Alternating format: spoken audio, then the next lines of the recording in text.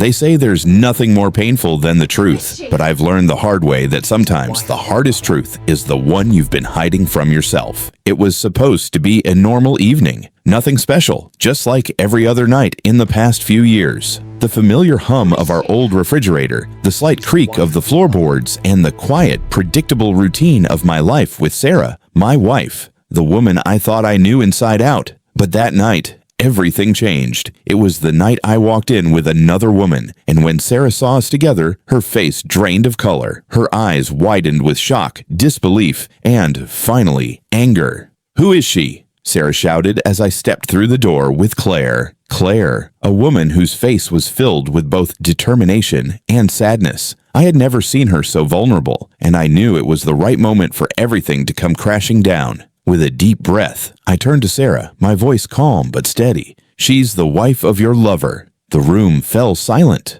My heart raced, my palms sweaty, but for the first time in years, I felt a weight lift off my chest. It had been building for so long, the slow burning resentment, the gnawing feeling that something wasn't right. Sarah's affair wasn't just a betrayal, it was the final nail in the coffin of a marriage that had died years before. Now, before you get too deep into this, let me explain. This story doesn't start with Claire or even with the affair. It starts with me, an old man trying to figure out where everything went wrong.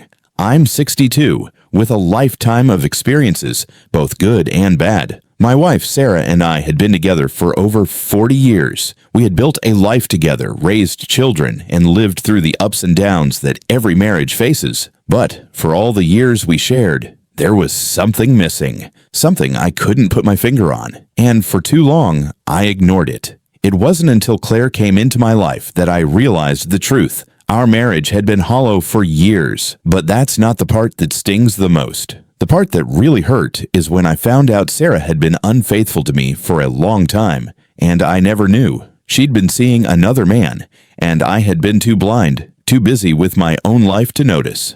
I'm not going to lie. When I found out, it stung. It felt like a slap to the face. But instead of screaming, instead of confronting her immediately, I chose a different path. I chose to wait. I chose to let her live in the illusion of control, thinking I didn't know. And for months, I played the fool, watching her come home late, always making excuses, her eyes always darting away when she thought I wasn't looking. I knew. I could feel it. But I had to sit with it, let it simmer until I was ready to confront her with the truth. That's when Claire came into the picture. Claire was a woman I met at a local community event. She was kind, intelligent, and honest. Everything that I had been missing in my life for so long. Over time, our conversations turned into something more. We connected on a level I hadn't experienced in years. And when the truth finally came out about Sarah's affair, Claire was the one who encouraged me to stand up for myself, to stop being the victim. So, that night, when Sarah was out, I invited Claire over. I wasn't sure how this was going to play out, but I knew one thing for certain. I was no longer going to live in a shadow of denial. I walked in with Claire and I stood there holding her hand, ready to face the truth.